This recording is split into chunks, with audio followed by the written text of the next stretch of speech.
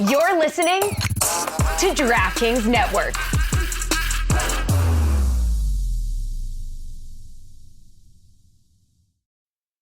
Selling a little or a lot? Shopify helps you do your thing however you cha-ching. Shopify is the global commerce platform that helps you sell at every stage of your business. From the launch your online shop stage to the first real-life store stage, all the way to the did we just hit 1 million orders stage, Shopify is there to help you grow. Whether you're selling scented soap or offering outdoor outfits, Shopify helps you sell everywhere. From their all-in-one e-commerce platform to their in-person POS system, wherever and whatever you're selling, Shopify's got you covered. Shopify helps you turn browsers into buyers with the internet's best converting checkout. 36% better on average compared to other leading commerce platforms. And sell more with less effort thanks to Shopify Magic, your AI-powered all-star. Sign up for a $1 per month trial period at shopify.com/Batard. Batard in all lowercase. Go to shopify.com/Batard now to grow your business no matter what stage you're in. Shopify.com/Batard. Now's a good time to remember where the story of tequila started. In 1795, the first tequila distillery was opened by the Cuervo family. And 229 years later, Cuervo is still going strong. Family owned from the start, same family, same land. Now's a good time to enjoy Cuervo, the tequila that invented tequila. Go to Cuervo.com to shop tequila or visit a store near you. Cuervo, now's a good time. Trademarks owned by Becle, SAB The CV. Copyright 2024. Próximo. Jersey City, New Jersey. Please drink responsibly. So, Dan, I saw the guest list today. Do you like it? I like some of it. There's one portion that I know you love. Ian O'Connor. There is still someone out there roaming the earth trying to find the truth. How about that? Ian O'Connor wrote a book about Aaron Rodgers. I'm guessing it'll be great, right? He did 250 interviews, so I'm assuming that it'll be somebody will give us some insight into what happened there. How about he write a book about him playing 17 games this year? I mean, I'll read it. I won't read it because all he's doing is telling me that he's playing 17 games, but I would purchase that book. I would. Just to support Ian O'Connor. No, just to support the idea of Aaron Rodgers playing 17 games. It really is all you care about. Like, we are, I feel like we are at the epicenter with you of where desperation meets what you'll do for quarterback play. The Jets. I'll take anybody. I mean the Jets' best quarterback ever. Like, if we were to do a list of the best Jets quarterbacks ever, you'd have Joe Namath, who shouldn't be in the Hall of Fame. Shouldn't be in the Hall of Fame. Shouldn't be number one on that list, but he probably is. I mean, Mark Sanchez. Think about that for a second. Sanchez. I used to think that the greatest example of how hard it is to find a quarterback is that Chicago's greatest quarterback ever is Jay Cutler. But if the Jets come at you with Joe Namath, who threw a lot more interceptions than touchdowns. Yeah. If the Jets come at you with Mark Sanchez, I understand why you would be this desperate for a 40-year-old Aaron Rodgers, one of the oldest players in the league, to summon something. And I think he's going to, honestly. I think he's going to 17? I think he's going – what he's going to do is not make any mistakes for you at quarterback, and that's all your team actually needs. No mistakes, yes. He's not going to make any – he's going to make the correct decisions every time. Most of the time, yeah, and we'll take that. Aaron Rodgers with one healthy season. 17 games, probably will go down as the Jets' greatest quarterback of all time. Chris, he's not wrong. He's not wrong. It's crazy. Hilarious. I mean, he's not wrong. Like, who else are you putting in there? Like, if we had to make a top 5 list of greatest Jets quarterbacks ever, are we going to find a number 5? Is like Vinny Testaverde sneaking in there? I mean, Chad Pennington's on the list. Ray Lucas? Oh, no, get out of here. I mean, he might be on it. Chad Pennington is definitely on it. We have the worst, best quarterback in franchise history of all time, don't we? Well, it's either you or Chicago, right? Chicago has Sid Luckman. It has Jim McMahon. There's some guy, Jay Cutler, some guys. I mean, look, the list you just gave me is not a lot better than Joe Namath. Like, if I put Sid Luckman next to Joe Namath, let's do that show today, shall we? Too bad Cody's not here today. Is Caleb already top 5 in Bears history? Yes. Put it on the poll, JuJu, at Le Batard Show. Is Caleb Williams already a top 5 quarterback in Bears history? This is the Dan Batard Show with the Stugotz podcast.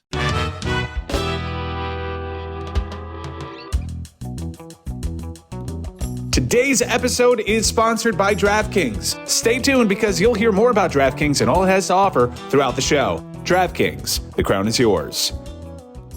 Legitimately surprised. I'm saying something I don't think I would have said a couple of weeks ago. I'm going to miss the Olympics. I'm surprised by that. It caught me off guard. I'm legitimately blinded by the gold medal that JuJu is wearing. It makes me feel like I'm looking into a portal, into a heavenly future. JuJu is very happy because America, we were great at sports. And the closing ceremony was wonderful. Tom Cruise jumped off a building. That's what he does. It is what he does. Is he still flying in the transatlantic thing or no? I don't know how that works with taped stuff out in Los Angeles. What was taped of the Red Hot Chili Peppers or Billie Eilish? When you say that's what he does, jumps off buildings. Yeah. I happened to be watching the gold medal American men's game on Saturday with my father, and I'm just stupefied by Steph, obviously. And my father's just going, "Oh, that's what he does." Well, yeah, nobody's ever been able to do that, Dad. Well, that's what he does. Well, he's right. I mean, yes, correct. He went 17 for 27. And I can make this argument, right, without rebuttal. Steph Curry, never anyone like him. LeBron James, never anyone like him. Kevin Durant, never anyone like him. Like, that's what we were watching. They just put the punctuation on all things, them fighting over who's the best for the last 10 years. And all three of them are unlike anybody we've ever seen. And that had to feel so cool for Steph because we had been marveling at LeBron. Triple doubles, you're the oldest player in basketball. Like, how are you still stronger than everyone else? Well, he wasn't on that play where Yabusele dunked on him, but which was... He was taking the charge. Just what scrub are you that from doing your there? memory. He That tried didn't to happen. slide in there, That Dan. didn't Come happen. on. Won the gold. I mean, he did win the gold, but Stugotz, did you see, LeBron, have we ever seen LeBron postered like that? He got postered the way he postered Jason Terry. Like, whether he's trying to take a... Two different things, completely different. He jumped over Jason Terry. That's different. Yeah. Mike, you're shaking your head. Wasn't that bad. Come on. Guy's not seeing a colorist anymore because it actually adds to his legacy if he's doing this with a gray beard. Let him live. Let him live. Put behind me, please, video. Put behind me the dunk of Yabusele on LeBron James. Also, at some point, just roll pictures that I couldn't have imagined 15 years ago about Jokic being, the best player in the world. Happier than any of us have ever seen him, winning a bronze medal instead of winning the championship for the Nuggets. Crazy. Yeah, that guy loves third place. I mean, that's as happy as we've ever seen Jokic. But 20 years ago, if you had told me under what circumstance, if you had shown me this picture of Jokic and said, this guy's going to be the best basketball player in the world, I'd be like, my ass. Like, what are you talking about? And before yesterday, I don't know if he finished, but he was number one in men's Olympic basketball in points, rebounds, assists, and some other stat before yesterday's game. I don't know if somebody ended up passing him, or Saturday's game, if someone ended up passing him, but he was the best basketball player in the world when the world was playing as well. Stugotz was objecting to a tweet that, how did you feel about this, Chris? Because I imagine you would like this. That Team USA basketball went after Noah Lyles because Noah Lyles had the opinion, the controversial opinion, that if you win in the NBA, you're not world champion. Yes, and then Team USA, their Twitter account, after winning the gold, they tweeted at him, "Are we world champions now?" What are you doing? Oh, it's fantastic. What are we doing? I feel like even Noah would look at that and be like, yeah, I deserve that. No, you on the same team or not? I mean, he made a benign comment. They don't need to dumb down. They won the gold. They Benign comment? It was a benign comment. He said the winners of the NBA championship are not world champions. Why do you call them world champions? And then they win the gold, as they should, because that team is loaded. And that's the first thing they're thinking about on social media, going at Noah Lyles, a USA teammate, by the way, going after a track star that we won't care about for another 4 years. We're going to go after him after we win. That's weak. That cues up the most perfect time of the year, baby. Joker of the damn day. Uh-oh. Wow. We are back and we are cooking. Sorry, Mike, I don't mean to put my patriotism in your face like It's old that. glory. We're good. Is this a new feature, or what are we doing here? I mean, we are celebrating life and liberty today, Stugotz. That's right. what we are doing. Love it. Noah Lyles, you, sir, are the Joker of the day. What? He out of his own Twitter account and his own mouth, his COVID-written mouth, by the way, which cost his team in the 4x4. Look, don't get me started. You're a joker for that because they had to switch up the entire race, the order of the race for him, and they came up short because of him. But you are the Joker of the day for returning Anthony Edwards' invitation to his party while saying he's not an NBA champion. He has shoes.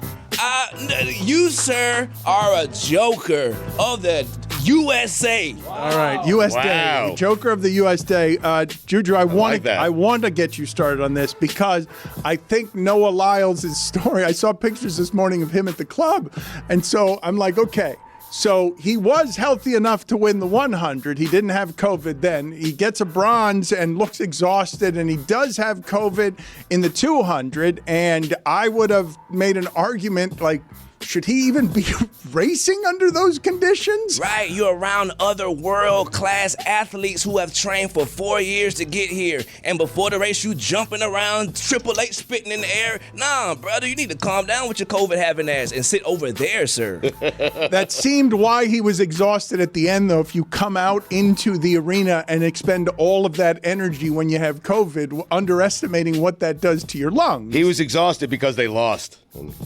Well, okay, so continue with Joker of the Week. You guys are of the belief. It's his Joker. You guys think that Noah Lyles lost and then it became immediately about the COVID.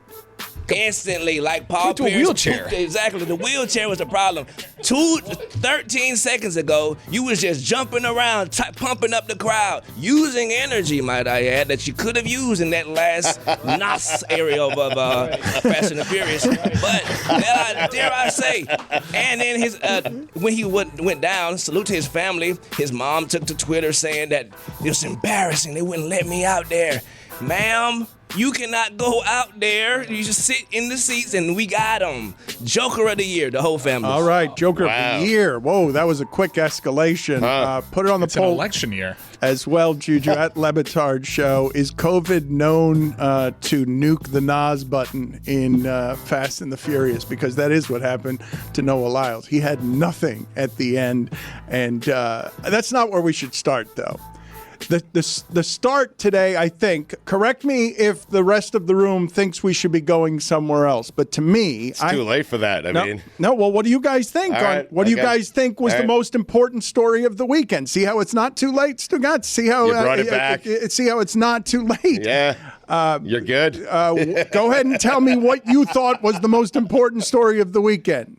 United States winning the gold in basketball. I thought it was a great story. It's a slow time in sport. It has to be that or Caleb Williams. Okay, so you did men's. You're doing men's winning the gold. I'm doing men's and women's basketball, both winning the gold. How about that? Yeah, okay. USA basketball. U.S. women's soccer. Yeah. What about them? They won the gold. Yeah, but that wasn't the biggest story of the weekend, was it? I think you can do a catch-all here and just say Team USA. And we should certainly highlight the women who won the majority of the gold medals for Team USA over the course of the Olympics. Team USA women's national team had a bunch of adversity, made a kick-ass hire, and immediate dividends with the hiring of Emma Hayes. There's a lot to talk about here, and I would say that I cannot tell you how grateful I am to the U.S. women's basketball team for slogging out a win against a French team that played exactly the style it wanted to and harassed Team USA into turnovers and missed layups. And they went, I think, did Team USA make like 2 threes all game? It's the only way the French could have beaten what I believe to be the female equivalent of what the Charles Barkley, Michael Jordan team was, which is this team can't be beaten. We're all paying attention. What do you mean the French are coming within one and just, a Kevin Durant type toenail from like true disaster, they helped me avert what would have been a suffering for 4 years of people yelling at me about Caitlin Clark not being on that team. We are so fortunate that by 1 point, all of those people have to go running back the way, the way that when you turn on the lights in the kitchen, cockroaches go running away. We are so lucky that we don't get 4 years of people yelling at us because that team couldn't bring home gold. But my God, that's the way you beat that team. Just drag the whole thing into the mud. And I think France was 0 for 9 from 3. Like, all they needed to do in the fourth quarter, all they needed to do was make a shot and they would have beaten us. Right, and there's top players. They're hoopers. Marine Johannes, Rupert. You feel me? They had a terrible shooting night. Ayayi had early foul trouble, which got us lucky in the first half because she was knocking them down as well. But also on our side, Jackie Young couldn't hit the ocean yesterday. She was wide open layups. So we traded misses with them, and luckily it worked out for us. Can you tell me whether you guys agree with the assessment that that team is the equivalent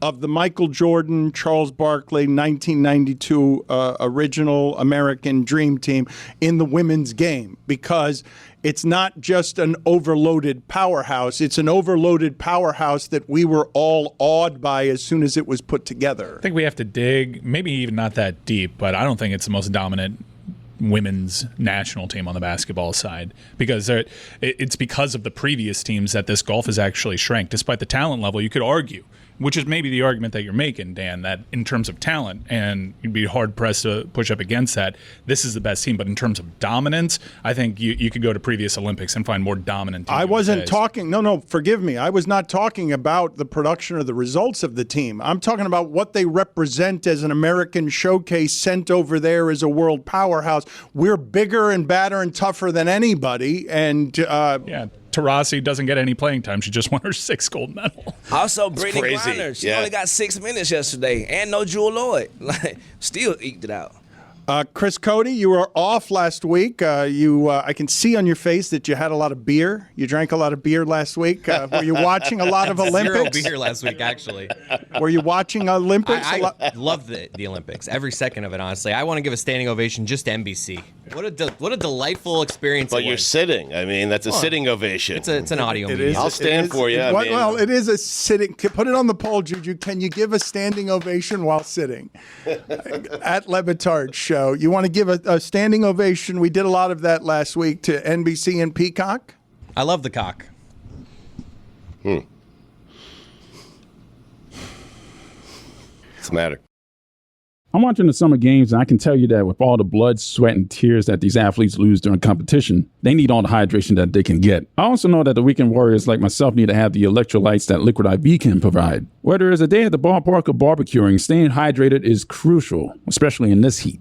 Liquid IV helps maintain optimal hydration levels, allowing me to enjoy these events to the fullest without the discomfort of dehydration. After I exercise, which for me is just mowing the lawn, I just pop in a stick of strawberry Liquid IV in a cold glass of water. It's perfect for coming in out of the sun. Cool off your summer with the reimagined flavors of iconic treats like Popsicle Firecracker, or get a refreshing swirl of goodness with zero sugar from the indulgent fruity flavors of Rainbow Sherbet. Tear, pour, live more. 1 stick plus 16 ounces of water hydrates better than water alone. If hydrating were an Olympic sport, you would win the gold. Get 20% off your first order of Liquid IV when you go to liquidiv.com and use code DLS at checkout. That's 20% off your first order when you shop Better Hydration today using promo code DLS at liquidiv.com. Don Lebatard. This is largely performative, but we need to establish at least some reasonable doubt. Yes, exactly. I'm so done. Peace stories and Stugotz had to top everyone with a peace story where he pays more than you do. Stugotz. I always like leaving Dan on time.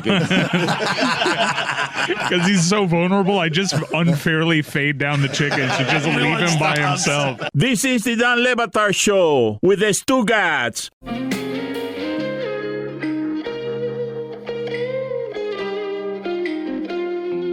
What else did you enjoy yesterday, Stugotz? The closing ceremonies, Tom Cruise jumps from a building. That's what he does. it was pretty cool the way that they passed everything over to Los Angeles.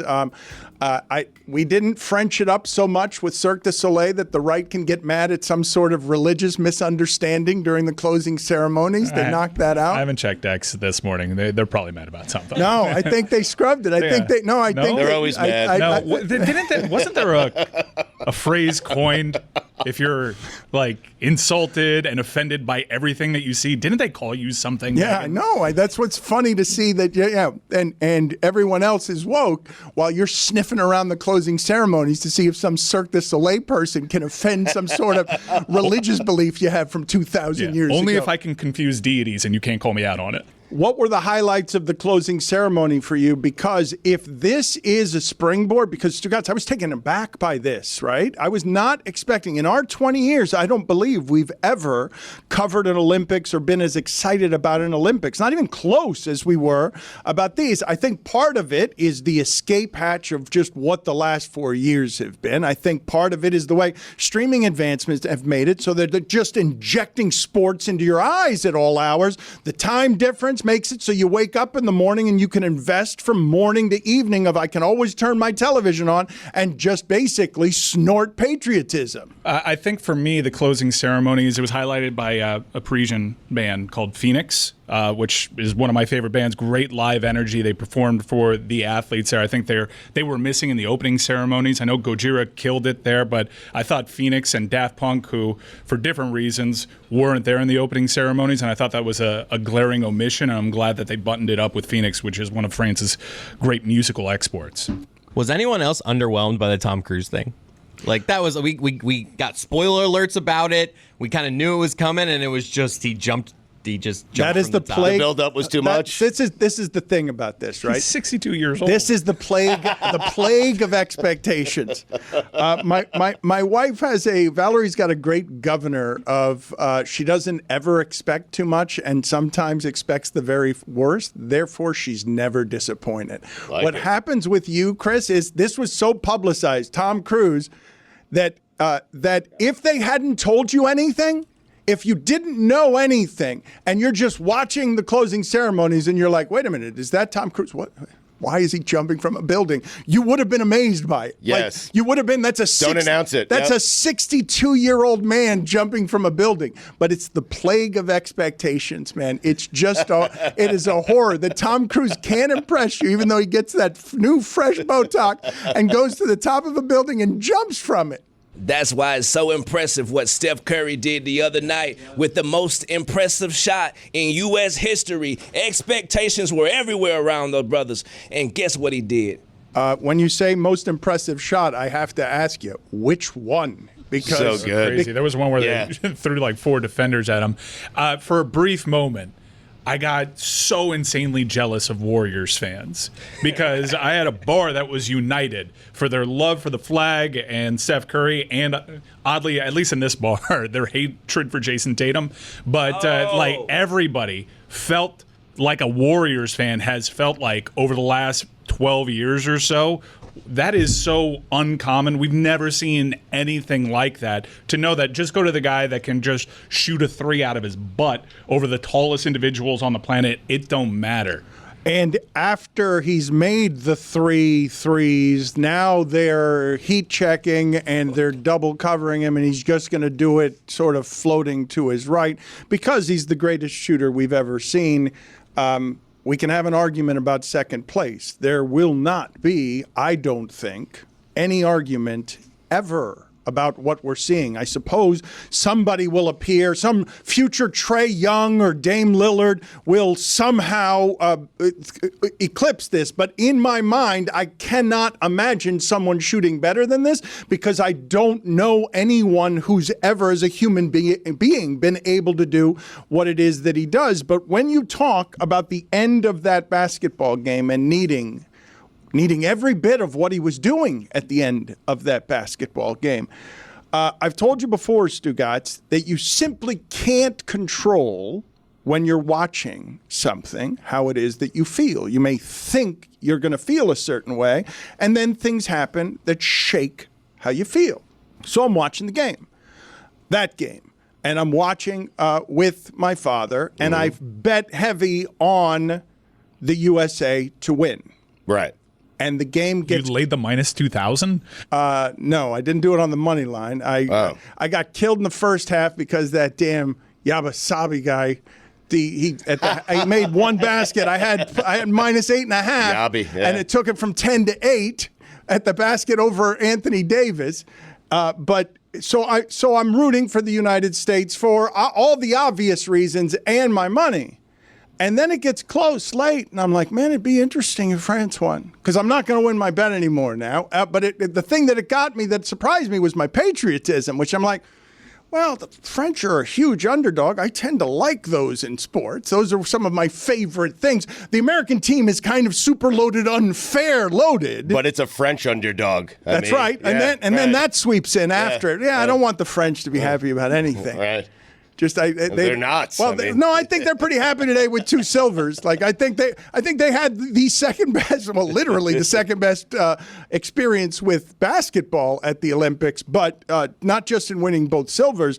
I think they all showed us something, because they're like, I've thought of Spain as that kind of good. I've thought of Serbia as that kind of good. I do not think of the French as being this kind of competitive. And they turned the corner, Dan, when they started getting away from forcing their NBA stars into that lineup. They showed their depth, and they showed guys that aren't in the association can really ball out too. At the end of that game, though, Steph swung me back with simple, pure, and unprecedented greatness. Like whatever it is that was swirling inside of me, because I don't know if this happened to any of you. Maybe your USA allegiances are so strong that you don't say to yourself, man, the French are fighting. They kind of deserve to make this interesting at the end.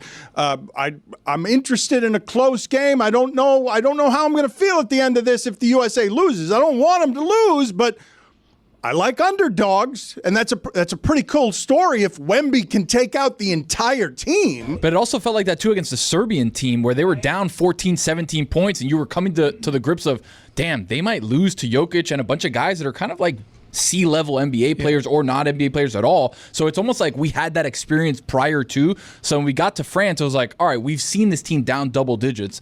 Like, that's kind of the worst it can be. Without a really intense qualification process like there is in the World Cup for soccer, the U.S. is always in these major tournaments because they qualify. Lower-tier talents end up qualifying because of just their sheer dominance. And they're always expected to win. You need now for these moments, like in 92, it was such a novelty. Dominance was the thing, and dominance is what you tuned in to see. Now you need moments, and we don't get that Steph moment without them being tested. We don't get those LeBron moments against Serbia without them being tested. You kind of need them to be tested for this whole thing to work and for you to have iconic moments, because that image shooting over Wembanyama in an illustrious career, that might be the greatest photo he's ever taken. Hell, that might be the greatest photo ever taken in athletics.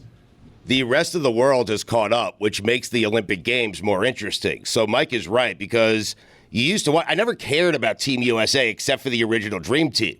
But they were expected to win, and not only win, but win big. And anything short of a gold was, they underperformed in terms of expectations. But because the rest of the world has caught up, because France has caught up, because Serbia is now really good and might have the best player in the world, I found myself entering that game yesterday, not really caring. But halfway through, I'm like, wow. This is close. France is good. And Steph put on a performance for the ages, and I found myself caring about this thing more than I ever have because the rest of the world has caught up to the United States. Congratulations, U.S. Olympic basketball team. I cared. You've done nothing more impressive than make Stugotz care about something in his 50s. That's something. That in is August. Unbelievable. Right. That is a testament. If we could etch that on the gold medal somehow, you summoned and stirred a single ember of care from Stugotz in his 50s. He doesn't care to shave. He doesn't care to clean. He doesn't care to get himself in form. But you stirred something, Steph Curry. They must have spiked the greens at your golf course. Something's going on. I'm not allowed to care about anything? I care. We've just gotten used to you not caring about anything, and seeing Steph summon caring from you is like seeing one of the wonders of the world. It should be an eighth wonder of the world that Steph has summoned, that kind of greatness. Look, imagine the critic all shriveled up, boiled, just looking for places to put blame, enthusiastic about, ooh, I could rip Team USA if they lose. They exist just to be a thing I can rip.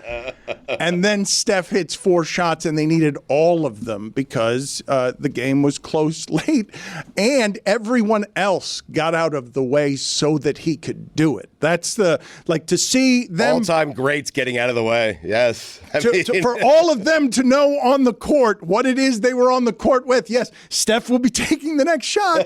It will not be LeBron. It was pretty good. It will not be Durant. It will not be Booker. It's going to be Steph from wherever it is that he is. That is it for LeBron, Steph, and Durant in terms of Olympic competition, right? I think. Durant's done. Curry's done. He's going back to Lake Tahoe. Yes. LeBron still might be around. It's pretty good punctuation. Video, get an assortment of pictures to roll behind me during the next segment. I think Mike is a prisoner of the moment on best photo ever taken. We've got to see if we can top it next. A lot has changed over the years, listening audience. Hey, it's Mike Ryan. One thing that hasn't, the great taste of Miller Lite. Now, you know, over the course of our history doing this show, Miller Lite's kind of been there for the vast majority of it, and I have been a very public-facing fan of the beverage. Why? Well, that's been up for debate for a long time, pretty much since 1975. But one thing that is not up for debate, the undebatable quality and great taste of Miller Lite. The fact that it is only 96 calories. This is a beer that strips everything away that you don't need and holds on to what matters most. Less filling, great taste. A light beer that tastes like beer. You don't have to choose what you like best. Miller Lite has great taste and is less filling. Tastes like Miller time. To get Miller Lite delivered right to your door, visit MillerLite.com/Dan, or you can find it pretty much anywhere that sells beer. Celebrate responsibly. Miller Brewing Company, Milwaukee, Wisconsin. 96 calories per 12 ounces. Fewer calories and carbs than premium regular beer.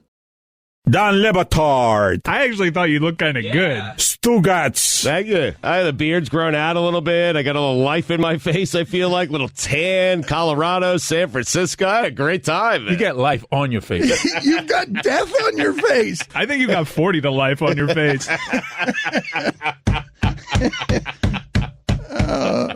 This is the Don Batard Show with the Stugotz.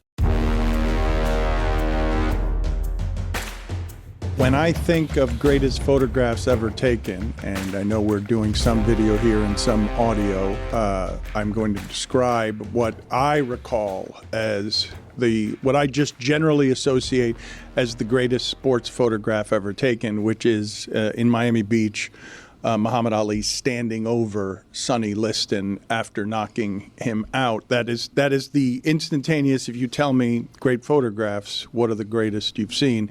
That's the first one that comes to mind for me. For me, it's Jordan soaring through the air, dunk contest, seeing all the fans' faces in the background because they've never seen anyone jump so high and for so long. Jordan has another one that I remember seeing as 2 pages in ESPN the magazine, which was larger, which was magnificent because it was him making the shot over Byron Russell, and the Utah crowd, you could see in the Utah crowd, because it was Michael Jordan shooting the basketball, the horror of everybody. The ball's still in the air, the horror of everybody. And then there's a kid as a Bulls fan who's just got his arms up because he knows it's Michael. Everybody knows, he knows it's going Everybody knows who's shooting that basketball, what the moment is.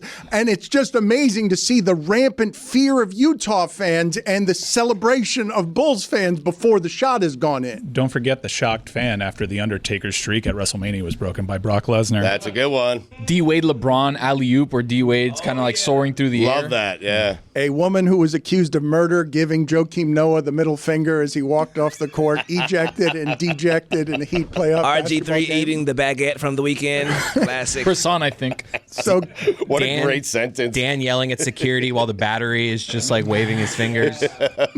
So get as many pictures as you can to roll behind me. That's better than Bobby Orr. Of what is viewed. Bobby Orr's a pretty good one. Bobby Orr's a great sports photograph.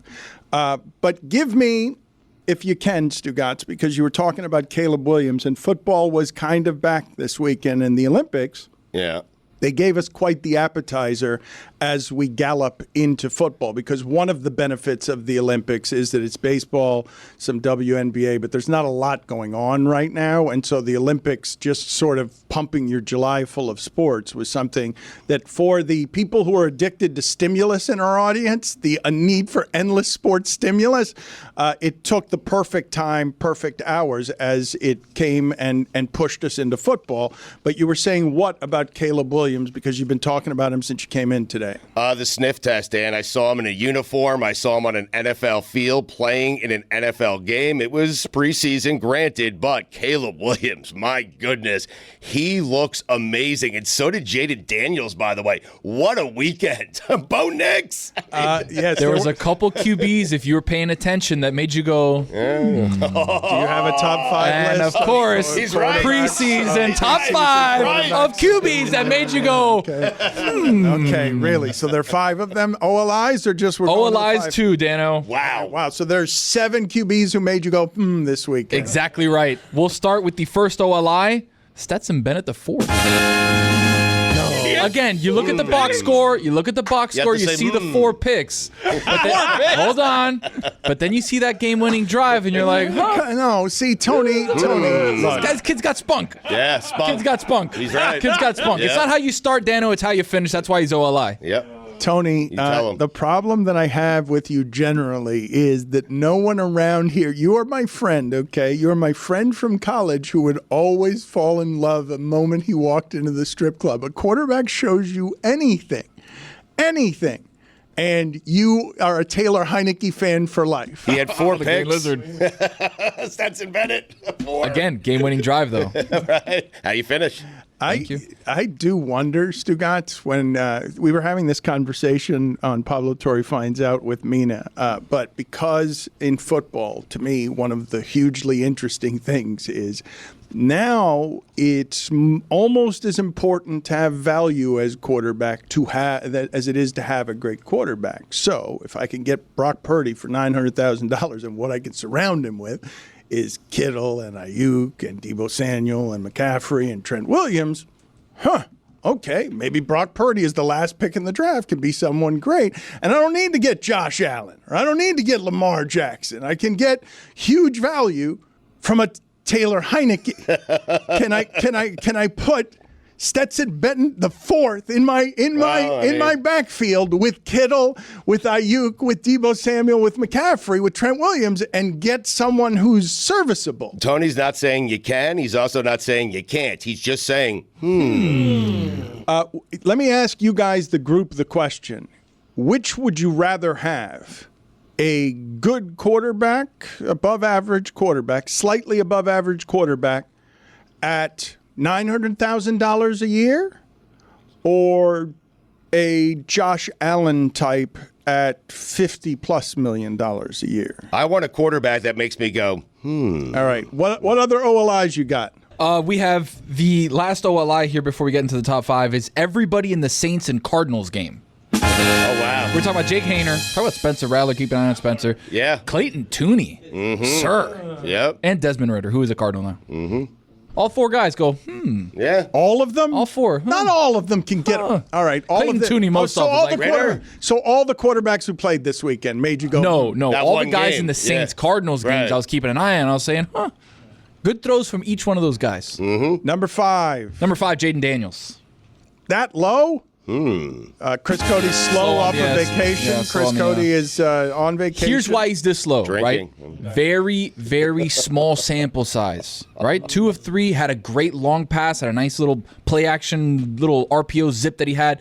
Not enough of a sample size to put him further down on the list, but I like what I see, and I saw something, that deep ball perfectly placed between the safety and the corner. I said, Jaden Daniels, who I like to call Jalen, he had the one throw. That he got into your list because of the one throw. All it takes is one throw. That's it. Number 4. Bo Nix. Big game. Spunky. Yeah. Winner. Oh.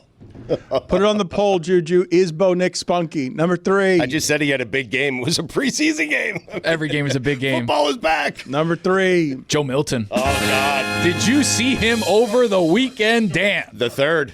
The third. Yes. I mean, I'm talking about laser. laser arm, putting the ball in windows that they don't belong to be in. Right. And he's there, making it happen. Well, and they're two better than this? Two better than Two him. better, yeah. Number 2. Caleb Williams. Somebody's better than Caleb Did you see, Dan, when he had the play action fake, rolled out to his right, faked out a D lineman, and then threw kind of like a sidearm pass to the boundary that was like 42 yards away on an absolute dart? Insane. Someone was better than him this weekend. Somebody made me go, more than that this week. Okay. Right. I don't Not know better, why. remember, not better. This is Mixing not a up who's the better games, thing. right? Okay, Exactly. well, I don't. Things that made me go, I don't understand the difference. Number on one. what you guys Who's are better? The number one quarterback that made me go, JJ McCarthy. Oh, wow. It's a good one. I was very impressed with JJ McCarthy. Again, they're like, oh, Sam Darnold's a starter. He's going to be our starter. Okay, sure. Okay, Kevin O'Connell's going to put his entire career in Sam Darnold's hands. Sure, 100%. And then I saw JJ McCarthy in the preseason game throw a couple second-level throws, and I was like, something there. Chris Cody's been wanting to talk about J.J. McCarthy, I'm going to say, for 6 straight weeks. And he hasn't had the windows in order to do anything J.J. McCarthy related. Well, so now here he it does, is, Chris yes. Cody. Do you wait till LeBron The floor here? is yours. A lot of pressure. Just to I be mean. clear, to recap, Jim Harbaugh keeps losing to Ohio State. Stugotz wants to fire him every year. Jim Harbaugh runs away scared during the pandemic of Ohio State. Jim Harbaugh oversees widespread cheating throughout his program that makes him flee the premises and is no longer welcome back for 4 years for different violations than the Connor Stallions violations. And also, furthermore, spent the whole season hiding a first-round pick from us at quarterback. Just hiding J.J. McCarthy. Winning with it. Winning with it, but hiding him. Trying to actively hide his quarterback in a way that stunned me when he went in the top 10 and made me think, well, it's only because what they value the most now is quarterbacks who are valuable, right? He can't be a top 10 quarterback, and you're now going to tell me he's a top 10 quarterback? JJ McCarthy has been interesting to me since the draft. So you get these cool, I don't know if this was on Hard Knocks or you get the coaches interviewing players. And so first I want to play a clip here of JJ McCarthy talking to the Minnesota Vikings before they drafted him. Play that now. The whole night beforehand, I'm just thinking like, all right, I got to do something that's going to, stick in their brains, something that's going to, really have them walk out of that meeting and be like, he could be our guy. Okay, so you have JJ McCarthy here before the draft thinking, what can I say to these guys that make them? So obviously we know now he was drafted by them. So you're thinking, what did he say? He must have said something to these guys. Amazing. And they left that meeting. That's our guy. So let's find out now what he said. At the end, I tell Coach O'Connell that, I'd run through a brick wall for him. And, that's something that I've only said that to 2 coaches in my entire life, people that I have, the utmost respect for and honor for. And, he's definitely fits that mold and won championships with both of those guys previously. So hopefully we can have. I mean, can you believe that? He's only told 2 coaches that. He'd run through a brick wall for them. The only 2 coaches he's ever had. I just love the idea of them being, they're not sold on him yet. And then he's like, did you guys hear what he said about the brick wall? He's only told 2 other coaches that. His little league coach and his high school coach. No, he wouldn't do it for Harbaugh. He knew Harbaugh was cheating, and he's like, no, brick wall, no. I'll run through some drywall for Harbaugh. That made them say, J.J. McCarthy, you're telling me, was more impressive than Caleb Williams this weekend? Again, bigger sample size. He played more. He threw a couple touchdowns, threw a pick, but I like to see that. You know why I like to see the interception? You like to see the pick? I do, because you know why? That means you're trying to make a play. Yes. And I like that. It's the preseason. We're not going to count the picks against Get him you. out of the way early, Tony. Exactly. Peyton Manning threw 28 interceptions his first year. You know what I like to see? Going for it. Had a bigger sample size. Again, Caleb Williams only played a little bit. JJ McCarthy played more. Made me go, Tony, it's your but I would imagine expectations have a lot to do with the amount of you apply because this is a number 1 overall pick. You expect Caleb Williams to be good. So while he makes you go, it's not an extended With JJ McCarthy, you apply the context of, wait, was Michigan hiding this guy? Is he actually good? You got to define for me, because I'm confused Just about what did. the means. Just did. How many M's? Because I thought means he's going to be good. No, it makes you go, Yeah. It makes you go, it's like a delight, like a How many M's? Something's afoot. Yeah, like keep an eye on him. Something's afoot. I like in a good way. I like 3 M's to trail the, H. That's fine. You can spell it. That's good, but I still don't know what it means really, because something's afoot is not in a good way though. But bad. Something's afoot always has a bad connotation to it. We're here on something's afoot in a good way. It means there might be something there. There also might not be something there. So that you can say about every quarterback, though. Which is what I was on a boat as the Broncos game was going on. Out of the corner of my eye, I saw Bo Nix. I went, huh? Yeah. What? Okay. Well, the quick pass for a touchdown, I was like, huh. Just the corner of his eye. The is different, though. No, but then I followed it up with all right, let me see what this is. Oh, Right. Okay, but I don't know is that the same as his? Yes. No, his is he has his own list. I'm just trying to help the audience as we shape it. The is reserved for a guy that you probably didn't think that was going to be very good headed into the draft. He has a good opening game. You go, I don't think that's who the is for. It's my I know, but I feel like the is it can be your Yeah. It's fair enough. Well, it is my But in this case, I'm telling you that my and I believe mine to be a more mainstream Right. I think is when you discover that a quarterback is playing somewhere that you didn't know was playing there. I think that's what the is for. When all of a sudden a name you recognize appears on a team that you did not know he was on. Like Desmond Ridder with the Cardinals. You're like, huh? Like Desmond Marcus Mariota with the Commanders. Yes.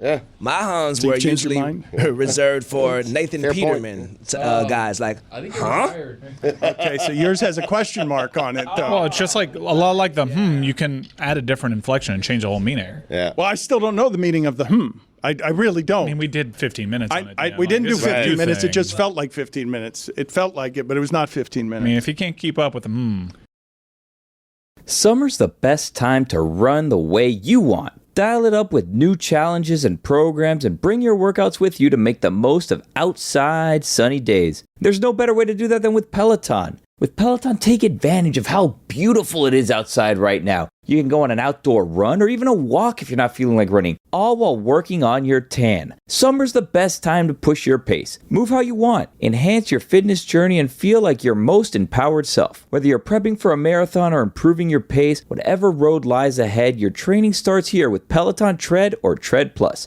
Peloton's programs and instructors take you to new heights. Tap into their expertly programmed workouts and real-time metrics like pace targets that can take your fitness journey to new heights. From their strength classes designed for runners on the Peloton Tread or Tread Plus to guided outdoor runs on the Peloton app, Peloton's classes challenge you to be your best. Call yourself a runner with Peloton at onepeloton.com/running.